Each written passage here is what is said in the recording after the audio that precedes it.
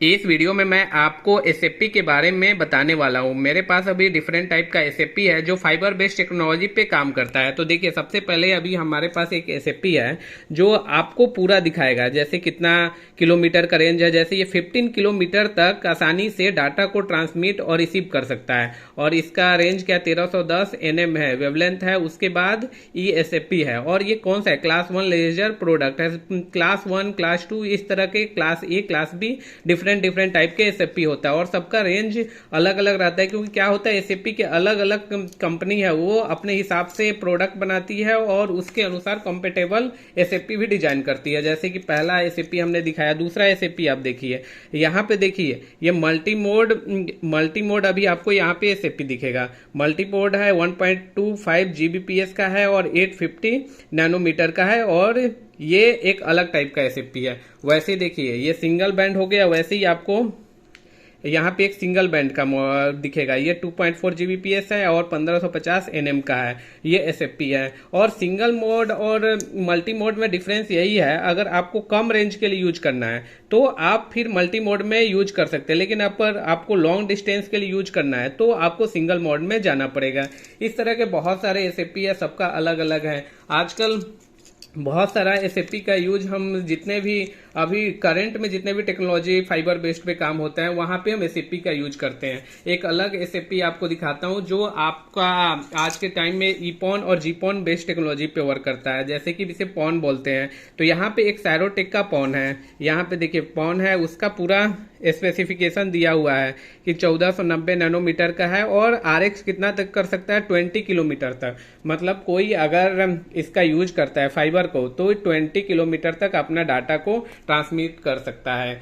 मैं जाता हूं मेन सर्वर रूम में, आपको दिखाऊंगा। उसके साथ साथ यहाँ पे देखिए, जैसे कि एक यहाँ पे दिया हुआ है, इसको फाइबर कैसे इंसर्ट कर रहा है। यहाँ पे देखिए 2 फाइबर लगा हुआ है, तो एक साइड का क्या होता है, एक ट्रांस और एक रिसीव होता है। तो जैसे कि यहाँ पे एरो से इंडिकेट कर रहा है कि ये वाला क्या हो रहा है, रिसीव हो रहा है, और ये क्या है, दूसरा वाला ट्रांसमिट कर रहा है। तो दूसरे साइड में क्या करेंगे, एक साइड में ट्रांस का रहेगा और दूसरे साइड में रिसीव का फाइबर रहेगा। ये जैसे कि मेरे पास अभी जो फाइबर है, तो अभी एक सिस्टम से दूसरे सिस्टम में डाटा ट्रांसमिट होगा और दूसरे का डाटा फर्स्ट में आएगा, जिससे पता चलेगा कि हमारा डिवाइस दोनों एक दूसरे से कनेक्टेड है कि नहीं है।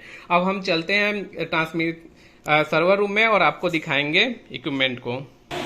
अभी हम सर्वर रूम में आ गए हैं। अभी हमारे पास एक STM16 है। यहाँ पे देखिए जितना भी दिख रहा है येलो केबल के रूप में, ये सारे ऑप्टिकल फाइबर केबल है। तो यहाँ पे देखिए, ये यहाँ पे पोर्ट देखिए, आपको यहाँ पे दिख रहा है एक TX और एक RX का। तो यहाँ पे डाटा ट्रांसमिट हो रहा है, जैसे कि अभी हमारा एक STM से दूसरे STM में चला गया। ये NRA NML 43 है, मतलब यहाँ से आपको करीब 10 किलोमीटर दूर तक यहाँ पे डाटा ट्रांसमिट कर रहा है। ये वाला ये अलग अलग रूट पे यहाँ पे दिखाया हुआ है, जैसे कि यहाँ पे NRL दिख रहा है 1, NRL 2, ये अलग अलग डिवाइसों पे जा रहा है। तो यहाँ पे देखिए सब जगह एसएफटी लगा हुआ है। देखिए जो हमने एसएफटी वहाँ पे दिखाया था वही सारा यहाँ पे इसके स्लॉट दिए हुए हैं, 1, 2, 3। और ये देखिए ये आपको इथरनेट स्लॉट दिख रहा है। इथरनेट स्लॉट आजकल हम यूज नहीं कर रहे हैं, क्योंकि इथरनेट स्लॉट यूज करते हैं लेकिन लॉन्ग डिस्टेंस के लिए नहीं कर पाते। ये आपको डाटा ट्रांसमिट आपको 100 मीटर तक अच्छे से डाटा ट्रांसमिट करेगा। इससे अगर ज़्यादा अगर आप रेंज बढ़ाते हैं तो वहाँ पे यूज नहीं कर पाते। जैसे यहाँ पे देखिए, यहाँ पे भी हम इथरनेट केबल का यूज किए हैं एक सिस्टम से दूसरे सिस्टम को कनेक्ट करने के लिए, और यहाँ पे हम यूज कर रहे हैं यहाँ पे ऑप्टिकल फाइबर का। अब हम दिखाते हैं आपको, ये जैसे NRL 1 और 2 हमारा एक सिस्टम से दूसरा सिस्टम में चला गया। यहाँ पे देखिए ये हमारा एक एक्सचेंज है, 2G सिस्टम है। यहाँ पे हम पुराना टेक्नोलॉजी था लो स्पीड के लिए, यहाँ पे हमने यूज क्या किया है, यहाँ पे देखिए इथरनेट केबल का यूज हुआ है यहाँ पे।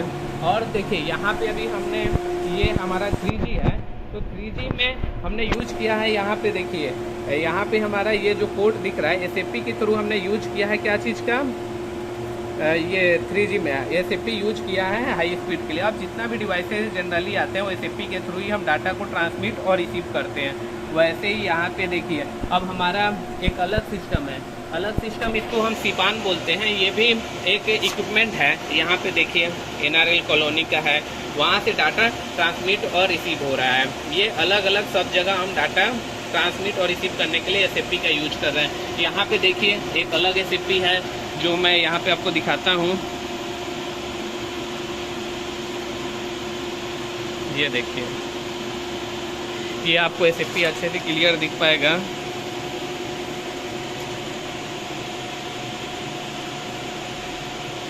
ये भी एक एसएफपी है, ये देखिए,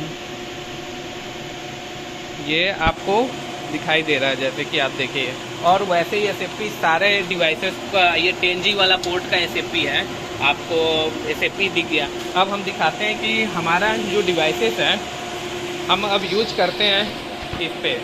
अभी ये देखिए, हमारा एक OLT है जो GE PON में है। GE PON में अभी हमने दिखाया था एक PON पोर्ट है, लेकिन यहाँ पे देखिए ये जो GE वाला जो पोर्ट है ये भी हम यूज करते हैं यहाँ पे। जो ये हमारा जो एसएफपी है वो सेम एसएफपी हमने यहाँ पे भी लगाया। अगर आप OLT में अगर लगाना चाहते हैं तो आपको सेम एसएफपी के लिए यहाँ पे 4 पोर्ट दिया हुआ है। यहाँ पे इंटर करके आप फाइबर को इनपुट चाहिए, वो इनपुट हम भी एसएफपी के थ्रू दे रहा है। ये PON वाला है जिसके थ्रू हम कस्टमर को एंड पे डाटा ट्रांसमिट कर रहे हैं। डिफरेंट टाइप का हर एक कंपनी आता है, उसके लिए हम अलग अलग एसएफपी का कंपनी डिजाइन करती है। वैसे ही देखिए, जो पुराना बेस्ट टेक्नोलॉजी था, एक डिस्लेम था, उसके लिए अलग है। यहाँ पे भी देखिए एक ITI प्रोडक्ट है ट्रांसमिटेड इक्विपमेंट का, यहाँ पे भी हमने एसएफपी के थ्रू यूज किया है। तो यहाँ पे कहाँ से कहाँ तक गया है, जितना भी अगर लॉन्ग डिस्टेंस भेजना है तो हमने सभी जगह ऑप्टिकल फाइबर का यूज किया है। और एक चीज़ और आपको मैं दिखा देता हूँ, जैसे अभी हमारे पास एक OLT से ONU कनेक्टेड है, तो यहाँ पे देखिए ये भी कनेक्टेड हुआ है ऑप्टिकल फाइबर के थ्रू। ऑप्टिकल फाइबर में आपको हमेशा ही ज़्यादा स्पीड का इंटरनेट मिलेगा। आपका जो कॉपर बेस्ड टेक्नोलॉजी होता है वो उसमें उतना स्पीड नहीं मिल पाता है, क्योंकि देखिए कॉपर वाला जितने भी केबल होते हैं, ये हमारा एक्सचेंज ही है, वहाँ पे ये सारे कॉपर केबल के थ्रू डाटा को एक जगह से दूसरे जगह ट्रांसमिट करते थे, जिसके कारण हमें काफ़ी लॉसेस भी होना पड़ता था। ये देखिए एक्सचेंज में यहाँ से ट्रांसमिट करते हैं। अब हम दिखाएंगे नेक्स्ट वीडियो में, हम दिखाएंगे कि आपको डिफरेंट जो आपको फाइबर आपने देखा होगा, जैसे कि अभी हमारा ये फाइबर होता है कि एससी एक फाइबर होता है जो दोनों साइड में PON के रूप में रहता है, फिर LC रहता है, फिर AC रहता है। उसके बारे में मैं बताऊंगा।